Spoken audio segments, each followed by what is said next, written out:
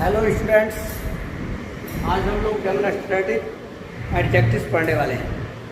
तो डिफिनेशन लिखा जाए। Adjectives which demonstrate or point out persons or things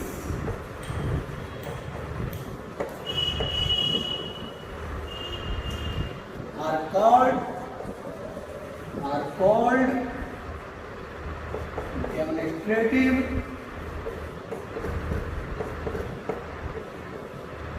adjectives.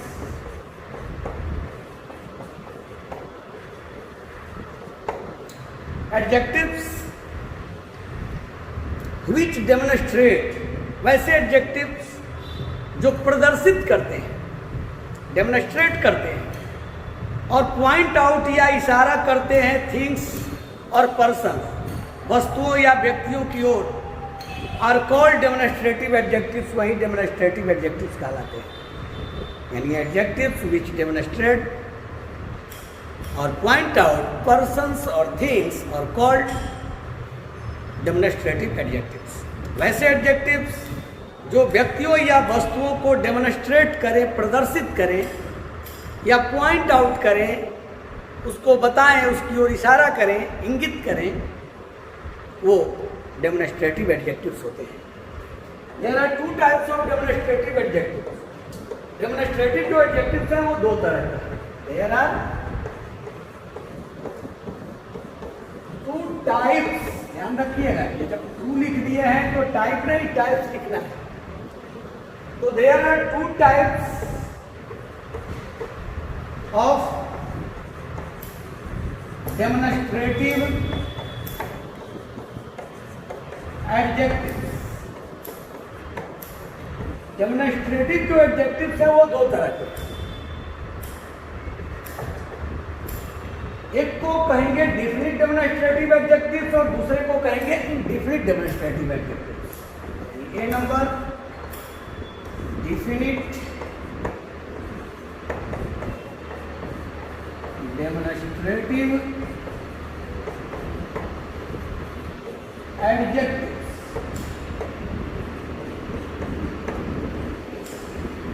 अब डिफिनिट जो डेमोन्स्ट्रेटिव एडजेक्टिव्स हैं,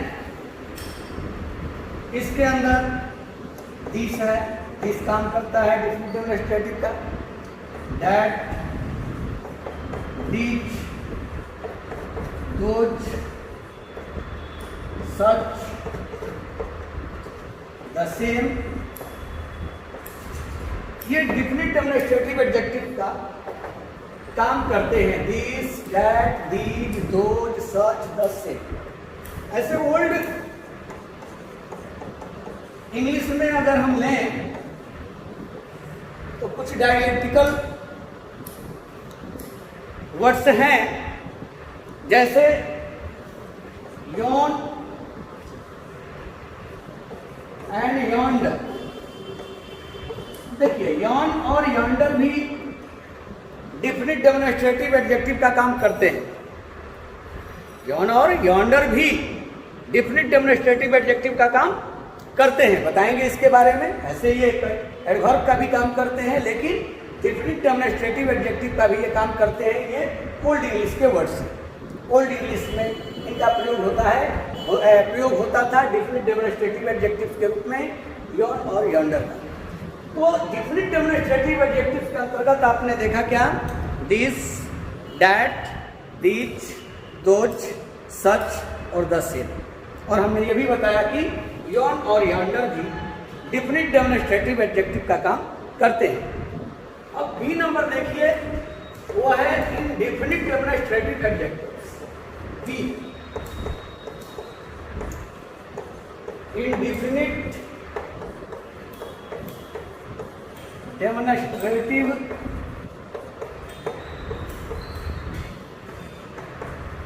adjectives.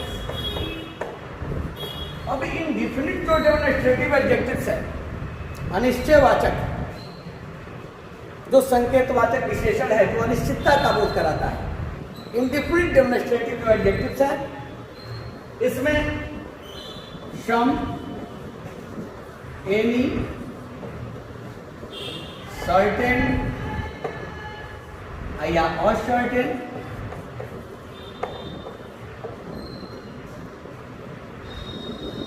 Other, another, any other, no other, ये इंडिफिनिट डेमोन्स्ट्रेटिव एडजेक्टिव का काम करते हैं। सम, एनी, सर्टेन या uncertain, other, another, any other, no other, ये हैं इनडिफिनिट, अनिश्चितता का बोध कराते हैं, इंडिफिनिट डेमोन्स्ट्रेटिव एडजेक्टिव्स हैं। ऐसे जो आप आर्टिकल्स जानते हैं, आर्टिकल्स नोट में ध्यान रखिएगा, नोट करके लिख लीजिएगा, नोट करिएगा कि आर्टिकल्स भी डेमोन्स्ट्रेटिव हैं, डेमोन्स्ट्रेटिव एडजेक्टिव्स।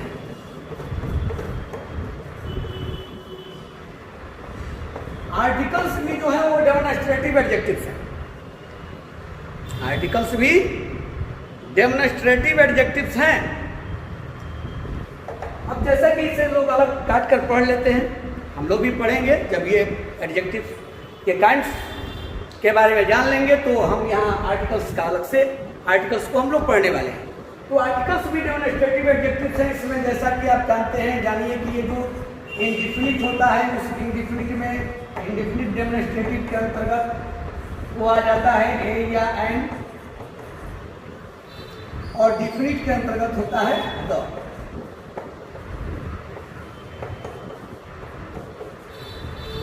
तो ये इंडिफिनिट ए एन है और डिफिनिट द है, यानी आर्टिकल्स भी हैं, वो क्या है, डेमोन्स्ट्रेटिव एडजेक्टिव्स हैं। आर्टिकल्स भी डेमोन्स्ट्रेटिव एडजेक्टिव्स हैं। ऐसे डेमोन्स्ट्रेटिव एडजेक्टिव्स के बारे में आपने समझा। डेमोन्स्ट्रेटिव एडजेक्टिव्स क्या है, तो एडजेक्टिव्स विच डेमोन्स्ट्रेट और पॉइंट आउट पर्सन्स और things are called demonstrative adjectives. वैसे एडजेक्टिव जो व्यक्तियों या वस्तुओं को प्रदर्शित करे या उसकी ओर इशारा करे, इंगित करे, वो डेमोन्स्ट्रेटिव एडजेक्टिव्स कहलाते हैं। There are two types of demonstrative adjectives. Adjective जो डेमोन्स्ट्रेटिव है वो दो तरह का है। कौन कौन, तो ए है डिफिनिट डेमोन्स्ट्रेटिव एडजेक्टिव्स और दूसरा बी है इंडिफिनिट डेमोन्स्ट्रेटिव एडजेक्टिव्स। डिफिनिट में हमने आपको बताया कौन कौन डिफिनिट का काम करते हैं, तो this, that, these, those, such, the same, ऐसे ओल्ड इंग्लिश में प्रयोग किए जाते थे। यॉन और यांडर अभी भी देखने को मिलते हैं, यॉन और यांडर। तो यॉन और यांडर भी डिफिनिट डेमोन्स्ट्रेटिव एडजेक्टिव्स का काम करते हैं।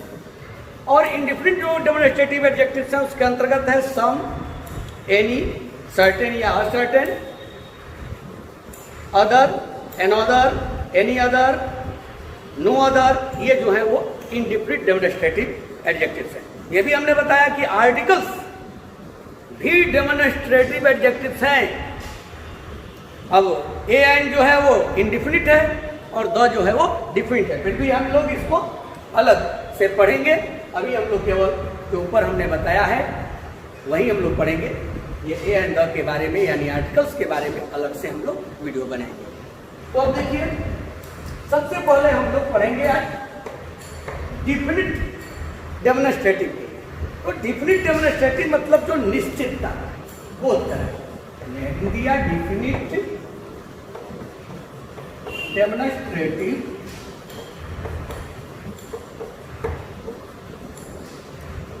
एडजेक्टिव। तो डिफिनिट डेमोन्स्ट्रेटिव एडजेक्टिव्स के अंतर्गत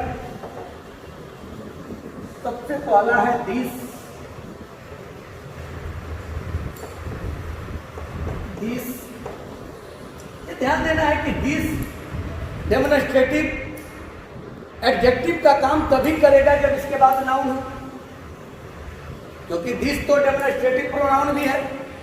दिस, दैट, दीज, दोज ये डेमोन्स्ट्रेटिव प्रोनाउंस भी हैं, लेकिन जब इनके तुरंत बाद नाउन होगा तो ये काम करेंगे एडजेक्टिव्स का। तो दिस के बाद भी जब नाउन आएगा तो दिस डेमोन्स्ट्रेटिव एडजेक्टिव का काम करेगा। तो तो वो दिस कैसा नाउन लेगा? तो दिस के बाद सिंगुलर काउंटेबल नाउन का प्रयोग या तो आप करें तब सही है, या अनकाउंटेबल नाउन का प्रयोग करें तो सही। जैसा कि आप जानते हैं कि कभी भी दिस नजदीक के लिए प्रयोग किया जाता है, प्रोनाउन में भी बताया गया है, तो यहां भी वही प्रयोग करना है। दिस नजदीक के लिए है, लेकिन दिस के बाद नाउन रखना है, तभी ये दिस डेमोन्स्ट्रेटिव एडजेक्टिव बनेगा, नहीं तो प्रोनाउन हो जाएगा। तो दिस के बाद कैसा नाउन रह सकता है? तो दिस के बाद सिंगल काउंटेबल नाउन रखिए या अनकाउंटेबल नाउन रखिए, अनकाउंटेबल नाउन रखिए, सिंगल काउंटेबल नाउन या अनकाउंटेबल नाउन। प्लूरल नाउन नहीं रह सकता है, दिस के बाद प्लूरल नहीं रहेगा। तो जैसे अगर हम कहते हैं कि अब दिस के बाद आप वाई कहें, तो ये दिस क्या हुआ? बन गया आपका डेमोन्स्ट्रेटिव एडजेक्टिव बन गया। यही अगर हम कहते हैं कि दिस मिल्क या दूध, तो ये भी दिस जो है वो आपका बन गया डेमोन्स्ट्रेटिव एडजेक्टिव बन गया। तो दिस के बाद आने वाला या तो सिंगुलर काउंटेबल नाउन रहे और नहीं तो अनकाउंटेबल नाउन रहे। लेकिन ये आप जानते हैं कि अगर दिस के बाद नाउन नहीं रहता है तो प्रोनाउन होगा। अगर हम जहाँ कह दिए कि दिस इज अ चेयर, तो this is a chair, this के बाद इज आ गया, वर्ब है, तो दिस जो हुआ वो प्रोनाउन हो गया। दिस तभी एडजेक्टिव बनेगा डेमोन्स्ट्रेटिव, दिस ही नहीं, दिस डैट दिस दो जो भी पढ़ रहे हैं यहाँ, क्योंकि वो अपने बाद जब लिया हो क्या नाउन, यानी हम कहें कि ये एट्रीब्यूटिव यूज में आते हैं। एट्रीब्यूटिव बड़े ना, एट्रीब्यूटिव यूज और प्रेडिकेटिव यूज, तो ये एट्रीब्यूटिव यूज में होते हैं। तो दिस हुआ है, लेकिन नजदीक के लिए दिस आता है, और दिस का प्रयोग जब भी होगा तो सिंगुलर काउंटेबल नाउन के पहले होगा, नहीं तो अनकाउंटेबल के पहले होगा। अब डैट को देखिए, बिल्कुल डैट जो होता है वो दूर स्थित वस्तुओं के लिए होता है, दूर स्थित वस्तु के लिए होता है, रिमोट थिंग के लिए होता है। जो दूर स्थित वस्तु है उसके लिए डैट होता है। लेकिन ये डैट भी अपने बाद अगर लेगा नाउन तो सिंगुलर काउंटेबल नाउन लेगा,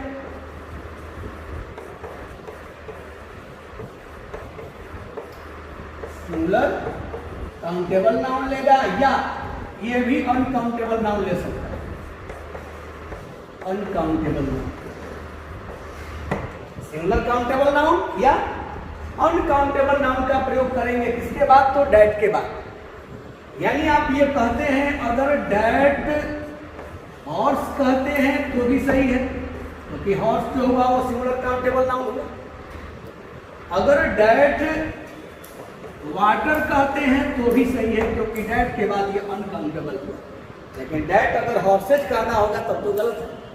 तो दिस नजदीक के लिए और डैट दूर के लिए। लेकिन ध्यान रखना है कि दिस और डैट के बाद या तो सिंगुलर काउंटेबल नाउन रखना है और नहीं तो अनकाउंटेबल नाउन रखना है।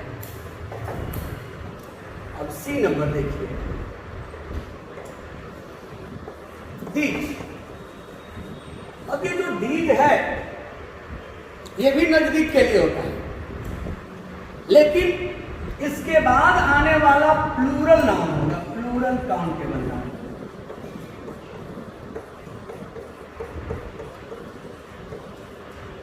प्लूरल काउंटेबल नाउन नजदीक के लिए होता है लेकिन प्लूरल रहेगा, इसके बाद आने वाला नाउन प्लूरल होता है। यानी हम दीज बॉय नहीं कह सकते, जब कहेंगे तो दीज बॉयज कहेंगे ये लड़के, जब कहेंगे हम दीज कार्स कहेंगे ये कारें। तो कभी भी दीज के बाद, दीज नजदीक के लिए आएगा लेकिन दीज के बाद आने वाला नाउन जो होगा वो प्लूरल काउंटेबल नाउन होगा। यही दोज जो होता है वो दूर के लिए आता है, दोज। जैसा कि आप जानते हैं कि दोज दूर की वस्तुओं के लिए है, रिमोट थिंग्स के लिए। तो दूर की वस्तुओं के लिए दोज है, और दोज के बाद भी प्लूरल नाउन का प्रयोग करेंगे। प्लूरल काउंटेबल नाउन जो होता है वो दोज के बाद, यानी दोज भी अपने पास सिंगुलर नहीं लेता है, अपने पास अनकाउंटेबल नहीं लेता है। चाहे वो दीज हो या दोज, दोनों के बाद प्लूरल काउंटेबल नाउन यानी प्लूरल नाउन का प्रयोग किया जाता है। हम कहेंगे दोज गर्ल्स, वे लड़के। अब यहाँ दोज जो है वो डेमोन्स्ट्रेटिव एडजेक्टिव है, लेकिन आया है इसके पहले तो प्लूरल नाउन पे हो गया है।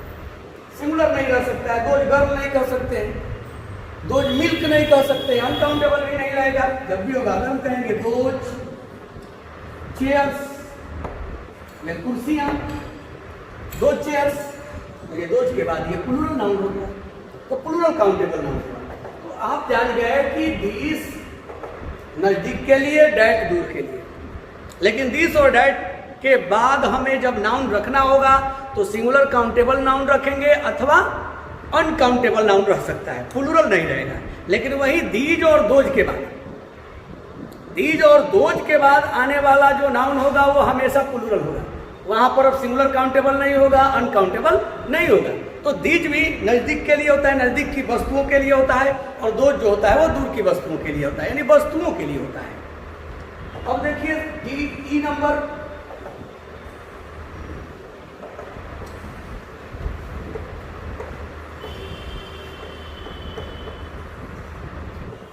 अब सच, सच का जो प्रयोग है, कभी भी ये ध्यान रखना है कि सच के बाद ए या एन रहेगा तो उस स्थिति में सिंगुलर काउंटेबल नाउन होता है। सिंगुलर काउंटेबल नाउन, सच के बाद ए या एन रहे तो उसके बाद सिंगुलर काउंटेबल नाउन होगा। लेकिन सच के बाद अगर प्लूरल नाउन रहे तो ए एन की जरूरत नहीं है, प्लूरल काउंटेबल नाउन भी रह सकता है, कोई दिक्कत नहीं है। सच के बाद अनकाउंटेबल नाउन भी आ जाए तो कोई दिक्कत नहीं है। बस यही हमें ध्यान देना है कि सच के बाद अगर सिंगुलर काउंटेबल नाउन आए तो बीच में जरूर एन रखना है। इसके अनुसार तो उस नाउन को ध्यान में रख करके अब देख लेंगे कि नाउन किससे शुरू है और उसका साउंड क्या है, उसको ध्यान में रख कर या एन का प्रयोग करेंगे। अब देखिए, लेकिन सच के बाद सिंगुलर भी रह सकता है, सच के बाद प्लूरल भी नाउन रह सकता है, सच के बाद अनकाउंटेबल नाउन भी रह सकते हैं। अब देखिए, अगर हम कहते हैं कि सच ऑफ बॉय, सही है, ध्यान रखें, सच के बाद जैसे ही सिंगुलर काउंटेबल लिखेंगे ये हो गया, सच ए गर्ल होगा, सच एन ऑरेंज होगा। तो कभी भी जब यहाँ सिंगुलर काउंटेबल नाउन आए सच के बाद तो ये यहाँ रखना है। लेकिन यही आप प्लूरल भी रख सकते हैं, सच बॉयज भी कहते हैं तो भी सही है। अगर सच वाटर कहते हैं तो भी सही है। यानी सच के बाद आपका सिंगुलर काउंटेबल नाउन भी रह सकता है, प्लूरल नाउन भी अगर है तो सही है, और अनकाउंटेबल है तो भी सही है। अब आप देखिए एफ नंबर 10 से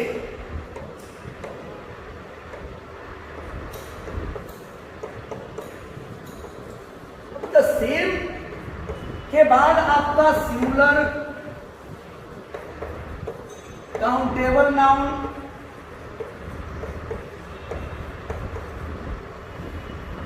रहे तो भी सही है, प्लूरल नाउन रहे तो भी सही है, अनकाउंटेबल नाउन रहे तो भी सही है। यानी द सेम के बाद भी आप कोई नाम रख सकते हैं, चाहे वो सिंगुलर हो, प्लूरल हो या अनकाउंटेबल हो।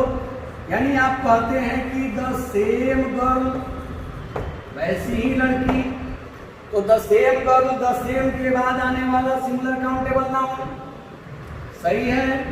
अगर आप कहते हैं कि द सेम गर्ल्स, वैसी ही लड़कियां, तो यहाँ पर गर्ल्स प्लूरल नाउन आ गया द सेम के बाद तो भी सही है। अगर आप कहते हैं कि द सेम मिल्क, तो द सेम मिल्क भी अगर कहते हैं आप तो भी सही है। यानी द सेम के बाद सिंगुलर नाउन रहे या प्लूरल रहे या अनकाउंटेबल रहे, नो मैटर, यानी कोई भी प्रयोग कर सकते हैं। फिर से आप ध्यान दे दीजिए, दिस नज़दीक की वस्तु के लिए और डैट दूर की वस्तु के लिए। लेकिन दिस और डैट के बाद आने वाला सिंगुलर काउंटेबल नाउन होगा, नहीं तो अनकाउंटेबल नाउन होगा। उसी तरह दीज नज़दीक की वस्तुओं के लिए और दोज दूर की वस्तुओं के लिए। लेकिन दीज और दोज के बाद आने वाला जो नाउन होगा वो प्लूरल नाउन होगा, प्लूरल काउंटेबल नाउन होगा। लेकिन सच और द सेम जो ऐसा वैसा का अर्थ देते हैं, तो सच और द सेम के बाद सिंगुलर काउंटेबल नाउन भी रह सकता है, प्लूरल नाउन भी रह सकता है और अनकाउंटेबल नाउन भी रह सकता है। बस केवल ये ध्यान देना है कि सच के बाद, केवल सच के बाद अगर सिंगुलर काउंटेबल नाउन आए तो बीच में जरूर उस नाउन को ध्यान में रखकर ए या एन लगा देना है, नहीं तो गलती मानी जाएगी। तो सच के बाद ए या an plus singular countable noun होता है। लेकिन अगर वही प्लूरल नाउन आए तो कोई बात नहीं, सच प्लस प्लूरल नाउन, सच प्लस अनकाउंटेबल नाउन। केवल सिंगुलर काउंटेबल नाउन रहे तब सच के बाद ए या एन का प्रयोग किया जाता है। हमने आपको बताया कि ओल्ड इंग्लिश में यॉन या यॉन्डर का प्रयोग होता है। तो यॉन या यॉन्डर का प्रयोग होता था किसके लिए? तो ये जो है यॉन और यॉन्डर जो है ये भी रिमोट थिंग्स को बताते हैं। ध्यान दीजिए, रिमोट थिंग्स। रिमोट थिंग्स कहने का मतलब है कि दूर की वस्तुओं को ये पॉइंट आउट करते हैं। यॉन है यॉन्डर जो है वो पॉइंट आउट करते हैं रिमोट थिंग्स को, दूर की वस्तुओं को बताते हैं। यानी वह के अर्थ में, सामने वाले के अर्थ में, उस पार वाले के अर्थ में। देखिए उस पार वाला, तो ऐसा यानी रिमोट थिंग्स को इंगित करने के लिए, पॉइंट आउट करने के लिए ये यॉन या यॉन्डर का प्रयोग किया जाता है। कभी कभी आपको मिल जाएगा यॉन और यॉन्डर जो है लिखा हुआ, तो समझना है कि यॉन और यॉन्डर अगर डेमोन्स्ट्रेटिव एडजेक्टिव के रूप में आया है तो यॉन और यॉन्डर जो आता है किसके लिए? तो रिमोट थिंग्स। बट ये भी ध्यान रखना होगा कि विद इन साइट, वो दृश्य के अंदर हो, यानी वो दिखाई देता हो, दृश्य के ओझल दृश्य से बाहर ना हो, वो दृश्य के अंदर हो, विद इन साइट हो। विद इन साइट जब होता है तभी यॉन या यॉन्डर का प्रयोग किया जाता है। जैसे अगर हम कहते हैं कि यॉन टावर इज हाई, अब देखिए वह जो टावर है, सामने वाला जो टावर है, उधर वाला जो टावर है, उधर वाला वो ऊंचा है, तो यॉन टावर का आपने प्रयोग किया। उसी तरह अगर हम कहते हैं कि यू कैनॉट क्लाइंब, आप चढ़ नहीं सकते हैं यॉन्डर हिल्स, उन पहाड़ियों पर, आप उन पहाड़ियों पर चढ़ नहीं सकते हैं। वो जो सामने वाली जो पहाड़ियां हैं, उन सामने वाली पहाड़ियों पर, उधर वाली पहाड़ियों पर आप चढ़ नहीं सकते हैं। तो यहाँ जो यॉन्डर और यॉन जो देख रहे हैं ये भी डेमोन्स्ट्रेटिव यानी पॉइंट आउट करने के लिए होते हैं। यॉन्डर है यानी Yon and yonder point out remote things but with in site, लेकिन दृश्य के अंदर जो दिखाई दे रहे हैं वो दिखाई दे रहे हो और उनको दूर की वस्तु को, रिमोट थिंग को पॉइंट आउट करने के लिए, पॉइंट टू करने के लिए, की ओर इशारा करने के लिए हम प्रयोग करते हैं यॉन या यॉन्डर का प्रयोग करते हैं। तो आज आपने सीखा क्या? केवल डिफिनिट डेमोन्स्ट्रेटिव। डिफिनिट डेमोन्स्ट्रेटिव में this, that, these, those, such, the same, और फिर हमने आपको बताया यॉन और यॉन्डर का प्रयोग हमने आपको बताया। अब कल के वीडियो में आप देखेंगे क्या? Indefinite demonstrative, indefinite demonstrative adjective देखेंगे। तो मुझे लगता है कि अब आप प्रोनाउन और एडजेक्टिव में अंतर जान गए होंगे। जैसे कि और थोड़ा समय ले लेते हैं। यहां अगर हम कहते हैं आपको कि दिस कार इज न्यू, यह कार नया है, यहां भी दिस आया है, और यही कह दें कि this is a new car, और यहां भी दिस आया है। तो पहचान गए होंगे आप कि कब दिस डेमोन्स्ट्रेटिव एडजेक्टिव है और कब प्रोनाउन है। हाथ उठाइए, कितने लोग जान गए? हाथ उठा के बताइए। हाँ, देख लिए सभी लोग जान गए हैं। मुझे पूर्ण विश्वास है आप पर, आप लोगों पर पूर्णतः मुझे विश्वास है कि आप समझ गए हमारी बात को कि ये दिस के बाद जब ये नाउन आ गया, जैसा कि आप पढ़े हैं कि दिस के बाद सिंगुलर काउंटेबल नाउन भी रह सकता है, अनकाउंटेबल भी रह सकता है। तो दिस के बाद जब ये नाउन आ जाए तो ये जो दिस है वो क्या है? तो एडजेक्टिव। कौन सा एडजेक्टिव दिस है? तो डेमोन्स्ट्रेटिव एडजेक्टिव है। डेमोन्स्ट्रेटिव में भी डिफिनिट है, यानी दिस का, यह का, निश्चित है। अब यहाँ पर जो दिस है इसके बाद नाउन नहीं है। अब this is a new car, यहाँ पर कार जो नाउन आया हो न्यू के बाद आया है, तो न्यू के बाद आया तो यहाँ न्यू एडजेक्टिव है। यहाँ जो है कि दिस नहीं है, दिस यहाँ क्या है? तो दिस यहाँ जो हुआ वो प्रोनाउन हो गया, डेमोन्स्ट्रेटिव प्रोनाउन हुआ। इसी तरह से डैट है, दीज है, दोज है, सच है। जब देख लीजिएगा कि इनके बाद नाउन रहेगा तो वो एडजेक्टिव होंगे, लेकिन नाउन न रहे तो वो प्रोनाउन होते हैं। Thank you.